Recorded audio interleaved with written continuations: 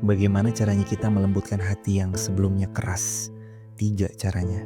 Yang pertama, ala bidzikrillahi tatma'innul qulub.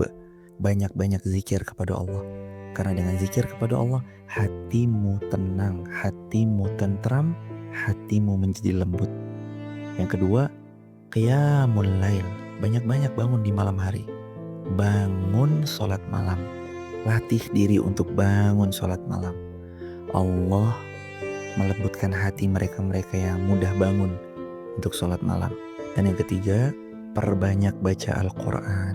Karena Al-Quran itu melembutkan hati, menenteramkan jiwa. Setiap ayatnya berbuah pahala, dikali 10 kebaikan, ditambah ia akan memberi syafaat bagi siapa yang membacanya. Baca Al-Quran.